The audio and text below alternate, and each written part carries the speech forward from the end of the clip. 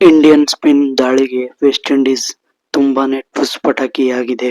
ಹೌದು, ಇಂದು ಮೂರನೇ ದಿನದಲ್ಲಿ ನಮ್ಮ left arm chinaman Kuldeep Yadav ಪಂಚ್ಗೆ ವೆಸ್ಟ್ ಇಂಡೀಸ್ನ ಬ್ಯಾಟ್ಸ್ಮನ್ಗಳು ನೆಲ ಕಚ್ಚಿ ಪೆವಿಲಿಯನ್ನತ್ತ ಹೊರಟರು. ಹೌದು, ವೆಸ್ಟ್ ಇಂಡೀಸ್ ಈಗ ತುಂಬಾ ಕಳಪೆ ಆಟ ಆಡಿದೆ.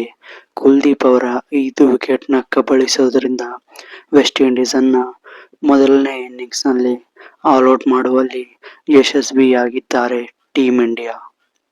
ನಿನ್ನೆ ಜಡೇಜಾ ಅಬ್ಬರ ಇದ್ರೆ ಇವತ್ತು ನಾನು ಏನು ಕಡಿಮೆ ಇಲ್ಲ ಅಂತ ಕುಲ್ದೀಪ್ ಯಾದವ್ ಸಹ 5 ವಿಕೆಟ್ ಕಬಳಿಸುವ ಮೂಲಕ ಟೀಮ್ ಇಂಡಿಯಾಗೆ ಅತಿ ಬೇಗನೆ ಗೆಲುವಿನ ನಿರೀಕ್ಷೆಯನ್ನ ಹುಟ್ಟಿಸಿದ್ದಾರೆ.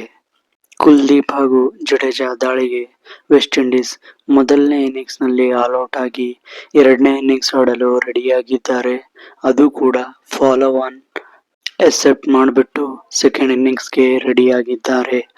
ಆದರೆ ಈಗ ಸೆಕೆಂಡ್ ಇನ್ನಿಂಗ್ಸ್ನಲ್ಲಿ ವೆಸ್ಟ್ ಇಂಡೀಸ್ ಸ್ವಲ್ಪ ಇಂಟೆಲಿಜೆನ್ಸ್ ಇಂದ ನೋಡಿಕೊಂಡು ಟೀಮ್ ಇಂಡಿಯಾದ ಬೌಲರ್ಗಳನ್ನ ಅರ್ಥ ಮಾಡಿಕೊಂಡು ಚೆನ್ನಾಗಿ ಆಡುತ್ತಿದ್ದಾರೆ.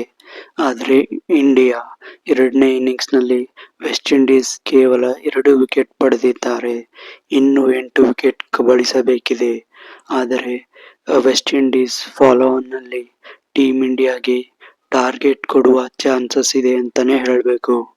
ಆದಷ್ಟು ಬೇಗ ಮತ್ತೆ ಕುಲ್ದೀಪ್ ಯಾದವ್, ರವೀಂದ್ರ ಜಡೇಜಾ, ಬೂಮ್ರಾ ಇತರೆ ಬೌಲರ್ಗಳು ತಮ್ಮ ಫಾರ್ಮ್ಗೆ ಬಂದು ವೆಸ್ಟ್ ಇಂಡೀಸ್ ಅನ್ನ ಅತಿ ಬೇಗನೆ ಆಲ್ಔಟ್ ಮಾಡಿ ಬಗ್ಗು ಬಡಿದು ಟೀಮ್ ಇಂಡಿಯಾ ಸರಣಿ ಜಯ ಗಳಿಸಬೇಕೆಂದು ಬೌಲರ್ಗಳಿಗೆ ಕೇಳಿಕೊಳ್ಳೋಣ.